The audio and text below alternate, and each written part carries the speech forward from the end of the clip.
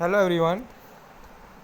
Now in our hydraulics today we are going to see our next topic, loss of head in a flow through pipe કે પાઇપમાં વહેતા પ્રવાહમાં થતો શીર્ષવેગ. Now before we going to see our next topic, in a previous video we saw that our 7th chapter flow through pipe. So very most important chapter, flow through pipe. Now before we going to see our next topic, in a previous video we saw that introduction about the chapter. So first of all, what is introduction? So we know that કે pipe એક ગોળાકાર આછેડવાળી નળી જે વાયુ પ્રવાહી અને પાણી વગેરે જેવા પદાર્થોને એક સ્થળેથી બીજા સ્થળ ઉપર લઈ જાય છે. તો સામાન્ય રીતે પાણી પુરવઠામાં વપરાતી ગેલ્વનાઇઝ પાઇપ દબાણ હેઠળ પ્રવાહનો નિકાસ કરે છે, એટલે કે ડિસ્ચાર્જ થાય છે વોટરનું. તો જ્યારે ગટર વ્યવસ્થા પદ્ધતિ રસ્તા આડે આવતા સ્લેબ, કલવટ વગેરેમાં વપરાતી પાઇપ દબાણ હેઠળ વહેતી નથી, કારણ કે પાઇપનો પૂરેપૂરો આડછેદ પાણીથી ભરેલો હોતો નથી અને વધુમાં ગરનાળામાં વપરાતા પાઇપ હવાના દબાણવાળા સંપર્કમાં હોય છે, એટલે આથી આવી પાઇપનો નોન પ્રેશર પાઇપ કહેવાય, જ્યારે પાણી પુરવઠા માટે વપરાતી પાઇપ પ્રેશર પાઇપ કહેવાય છે. Then after we saw that characteristics of flow through pipe. So there are different type of characteristics. So first is કે જ્યારે પ્રવાહી પાણીમાં વહે છે ત્યારે તેમાં વહેણની સાથે જ તેના વેગને અસર કરતા પરિબળ ઊભા થાય છે. આ અવરોધ પાઇપની અંદરની સપાટી અને સંપર્કમાં આવતા પ્રવાહી વચ્ચે શું થાય છે? ઇન્ટરનલ ફ્રિક્શન, એટલે કે લોસ ઓફ હેડ થાય છે ડ્યુ ટુ ઇન્ટરનલ ફ્રિક્શન, જેને ઘર્ષણ અવરોધ ફ્રિક્શનલ રેઝિસ્ટન્સ પણ કહેવાય છે. આ ઉપરાંત પ્રવાહીના અણુઓ વચ્ચે આંતરિક અવરોધ જેવા કે વિક્ષુપ પ્રવાહ યાની કે ઇન્ટરનલ રેઝિસ્ટન્સ પણ હોય છે. નાવ પાઇપમાં વહેતા પ્રવાહની ઉપલી સપાટી એટલે કે ફ્રી સરફેસ ઢાંકેલી હોય છે, આથી તેના બંને છેડે શીર્ષની કિંમત જુદી જુદી હોય છે. જેમ પ્રવાહ પાઇપમાં આગળ વધે તેમ પ્રવાહીનું દબાણ ક્રમશઃ ઘટતું જાય છે. પાઇપનો વ્યાસ જાણતા હોવાથી તેનું ક્ષેત્રફળ આપણે સહેલાઈથી મળે, આથી પ્રવાહની ગણતરી સરળતાથી રહે છે. પાઇપમાં ઘર્ષણ વ્યય એટલે કે ફ્રિક્શન લોસ મુખ્ય ગણાય. આ ઘર્ષણ વ્યય પાઇપની અંદરની બાજુની સપાટી પર અવલંબે છે. જૂના પાઇપમાં ઘર્ષણ વ્યય વધારે હોય છે, કારણ કે કોરોઝન થયેલું હોય એટલે ફ્રિક્શન આવશે. પાઇપમાં કોઈ પણ બે જગ્યાએ છિદ્રો હોલ એટલે કે હોલ ડ્રીલ કરી બર્નોલી સમીકરણનો ઉપયોગ કરી તેની શક્તિમાં થતો ઘટાડો શોધી શકાય છે. પાઇપમાં વહેતા પ્રવાહનો વેગ પાઇપના કેન્દ્રમાં મહત્તમ હોય છે અને ક્રમશઃ સપાટી તરફ ઘટતો જાય છે, આથી એનો સરેરાશ વેગ ગણતરીમાં લેવાય છે. પાઇપમાં વહેતો પ્રવાહ સ્તરીય, વિક્ષુપ અથવા તો ટ્રાન્ઝિશન હોઈ શકે, જે અંગે આપણે રેનોલ્ડ નંબર ઉપરથી શીખી ગયા આગળના ચેપ્ટરમાં. સામાન્ય રીતે જો પ્રવાહનો વેગ ઓછો હોય તો સ્તરીય હોય છે, જો વેગ તીવ્ર હોય તો વિક્ષુપ હોય, અને જ્યારે રેનોલ્ડ નંબર 2000થી 2800 વચ્ચેનો હોય ત્યારે પાઇપમાં વહેતો પ્રવાહ સંક્રમણ યાની કે ટ્રાન્ઝિશન કહેવાય, જે સંપૂર્ણપણેનો ન સ્તરીય હોય ન તો વિક્ષુપ હોય, પણ 3 પ્રકાર વેગ અને દબાણનો ગ્રાફ પ્લોટ થાય છે. નાવ નેક્સ્ટ ઇઝ પાઇપમાં વહેતા પ્રવાહમાં થતો શીર્ષવ્યય. મોસ્ટ ઇમ્પોર્ટન્ટ થિયરી કે જ્યારે પાઇપમાં પ્રવાહની વહન થતું હોય ત્યારે બે પ્રકારના ઘર્ષણ થતા હોય છે, બરાબર. કે સપોઝ કોઈ ફ્લુઇડ પાસ થાય છે પાઇપની અંદર, સપોઝ આ રીતે આપણી પાસે કોઈ પાઇપ છે, બરાબર છે. તો પાઇપની અંદર સપોઝ કોઈ ફ્લુઇડ યાની કે વોટર પાસ થાય છે. એટ ધેટ ટાઈમ બે પ્રકારના ઘર્ષણ થાય છે, પ્રવાહ અને પાઇપની અંદરની વચ્ચે સપાટી વચ્ચે થતું ઘર્ષણ, બરાબર છે. આ શું છે? પાઇપની સપાટી, બરાબર, બાહ્ય સપાટી. તો જ્યારે ફ્લુઇડ પાસ થશે ત્યારે શું થશે? આ ઇન્ટરનલ પાઇપનો જે અંદરની સપાટી છે અને પાણી વચ્ચે શું થશે? ફ્રિક્શન, ઘર્ષણ થશે. અને બીજું પાઇપની સ્નિગ્ધતા, બરાબર છે, વિસ્કસ મટીરિયલ, પાણીમાં ઓછું ઘર્ષણ થશે. જ્યારે તમે ઓઇલ, બરાબર, એની વિસ્કોસિટી પાણી કરતાં વધારે છે એટલે એમાં ઘર્ષણ વધારે થશે. એનાથી આપણે ઉપર જઈએ તો આપણે હનીકોમ યાની કે મધ, બરાબર છે, એનું ફ્રિક્શન વધારે થશે. મતલબ જેટલું વિસ્કસ મટીરિયલ એટલું એનું ફ્રિક્શન વધારે. જેમ પ્રવાહનું વહન થાય છે તેમ તેની શક્તિનો વ્યય થતો જાય છે, બરાબર છે. આથી આપણે શીર્ષ આથી શીર્ષ વ્યયમાં મુખ્ય બે જવાબદાર પરિબળ ઘર્ષણને કારણે થતો મુખ્ય વ્યય એટલે કે મેજર લોસ ફ્રિક્શનના અને ગૌણ વ્યય એટલે કે માઇનોર લોસ. મેજર લોસ અને minor loss. So there are two types of friction loss, two types of head loss. First is major loss, second is minor loss. તો હવે આપણે ઘર્ષણને કારણે થતા વ્યય વિશે જાણીએ. તો ફર્સ્ટ ઇઝ કે પાઇપમાં શીર્ષ વ્યય અંગે ડાર્સીનું સમીકરણ. Important theory, very most important theory કે Darcy's formula for loss of head in a pipe. So આકૃતિમાં દર્શાવ્યા મુજબ જેમાંથી એક સરખા દરે પ્રવાહ વહેતો હોય એવી લાંબી પાઇપ ધારો. અહીં યાદ રાખો કે ખરેખર આ રીતે કોઈ પણ પાઇપને લાંબી યા ટૂંકી કહી ન શકાય, પરંતુ વ્યવહારિક રીતે આપણે કન્સિડર કરવાનું છે કે આપણી પાસે એક યુનિફોર્મ લોંગ પાઇપ છે, બરાબર છે. આ રીતેનું લોંગ પાઇપ છે, બરાબર છે.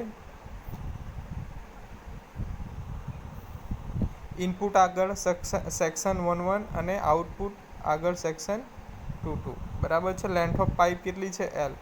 લંબાઈ કેટલી છે? L અને ડાયામીટર D. પાઇપનું લંબાઈ L અને ડાયામીટર L છે. જો પાઇપની લંબાઈ તેના વ્યાસ કરતાં 1000 ગણી અથવા વધારેનો હોય તો તે લાંબી પાઇપ કહેવાય, બરાબર. કે લેન્થ ઓફ પાઇપ, બરાબર છે, વધારે કોને કહેવાય? કે જ્યારે પાઇપની લંબાઈ તેના ડાયામીટર વ્યાસ કરતાં 1000 ગણી હોય તો તેને લોંગ પાઇપ કહેવાય, અને જ્યારે લંબાઈ તેના વ્યાસ કરતાં 100 ગણી કરતાં ઓછી હોય તો તેને કેવું કહેવાય? ટૂંકી પાઇપ. લાંબી પાઇપમાં શીર્ષ વ્યય ફક્ત ઘર્ષણના કારણે હોય છે, બરાબર છે. લોસ ઓફ હેડ ફક્ત શેના લીધે થાય છે? ફ્રિક્શનના કારણે. અને માઇનર લોસ કિંમત ઘર્ષણની તુલનામાં એટલી જ બધી નજીવી છે કે જેને સહેલાઈથી અવગણી શકાય, બરાબર છે. અલગ અલગ આવશે કે કોઈ પાઇપની અંદર, બરાબર છે, સડન કોન્ટ્રાક્શન. સપોઝ આ પાઇપ છે, એમાંથી ફ્લુઇડ પાસ થાય છે, બરાબર. આ રીતે પાઇપ છે, એમાંથી ફ્લુઇડ પાસ છે. સડન શું આવશે? કોન્ટ્રાક્શન. ડાયામીટર વધી જશે. ધેન આફ્ટર એક્સપાન્શન થશે, બરાબર. એટલે કે પાઇપનું ડાયામીટર વધી જશે. કોન્ટ્રાક્શન એટલે કે પાઇપની અંદર સાઇઝ ઘટી જશે, બેન્ડ આવશે પાઇપની અંદર, બરાબર છે. વાલ્વ આવશે, અલગ અલગ ફિટિંગ આવશે. એ બધા શું આવશે? ગૌણ વ્યય એટલે કે માઇનર લોસ.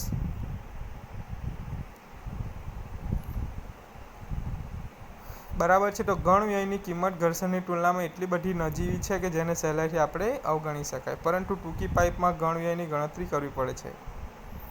હવે જો L એટલે પાઇપની લંબાઈ હોય, D ઇક્વલ ટુ પાઇપનો વ્યાસ, V ઇક્વલ ટુ પાઇપમાં વહેતા પ્રવાહનો વેગ, F ઇક્વલ ટુ એકમ ક્ષેત્રફળ માટે ઘર્ષણ અવરોધ એટલે કે ફ્રિક્શન રેઝિસ્ટન્સ, જ્યાં પાણીના સંપર્કને કારણે પાઇપની સપાટી ભીની હોય, એકમ વેગ માટે, બરાબર છે. એકમ ક્ષેત્રફળ માટે ઘર્ષણ અવરોધ, એકમ પાઇપની અંદર એકમ ક્ષેત્રફળ, એના માટે થતો ઘર્ષણ અવરોધ friction resistance. HF equal to ઘર્ષણને કારણે થતો શીર્ષ વ્યય. તો હવે પાઇપના આડછેદ 1 અને 2 ધારો, બરાબર છે. ક્રોસ સેક્શન છે પાઇપના આડછેદ 1 અને 2. તો P1 ઇક્વલ ટુ આડછેદ 1 પર દાબ તીવ્રતા pressure intensity, P2 equal to આડછેદ 2 પર 2 પર પ્રેશર ઇન્ટેન્સિટી. જો ઘર્ષણ અવરોધ ન હોય તો એટ ધ ટાઈમ શું થશે? ઇન્ટેન્સિટી સેમ રહેશે, P1 ઇક્વલ ટુ P2, બરાબર. જ્યારે પાઇપની અંદર કોઈ જ ફ્રિક્શન નહીં આવશે, ઘર્ષણ નહીં આવશે, તો જ્યારે સેક્શન એક આગળ જેટલું પ્રેશર ઇન્ટેન્સિટી હશે એટલું સેમ સેક્શન 2 પર રહેશે, તો P1 ઇક્વલ ટુ P2. જ્યારે ફ્રિક્શન રેઝિસ્ટન્સ હશે નહીં ત્યારે. પરંતુ પાણી પર લાગતા સ્ટેટિક બળનો વિચાર કરતા બે આડછેદ વચ્ચેના દબાણને સરખાવતા P1 ઇન્ટુ A, બરાબર છે. ક્રોસ સેક્શન એક આગળનું area P1 equal to A equal to section 2 આગળ P2 into A plus frictional resistance, બરાબર છે. જો P1 ઇન્ટુ A કે પાઇપનું જે ક્રોસ સેક્શન છે એનું પ્રેશર ઇન્ટેન્સિટી ઇન્ટુ એરિયા, બરાબર છે, એ કેટલું થશે? Same is equal to cross section 2 આગળ area into pressure intensity plus જે પાઇપની અંદર ફ્લુઇડ ગયું, બરાબર છે, એમની વચ્ચે થયો ઘર્ષણ અવરોધ. તો આથી અથવા તો ઘર્ષણ અવરોધ equal to P1 minus a minus P2 minus a friction resistance. એ કેવી રીતના મળશે આપણને? P1 એ માઇનસ P2 એ, બરાબર છે. એક ક્રોસ સેક્શનથી પાણીને જતા જેટલો સમય લાગે અને જે ઘર્ષણ થશે ઇન્ટરનલ સપાટી ઉપર પાઇપની અંદર, માઇનસ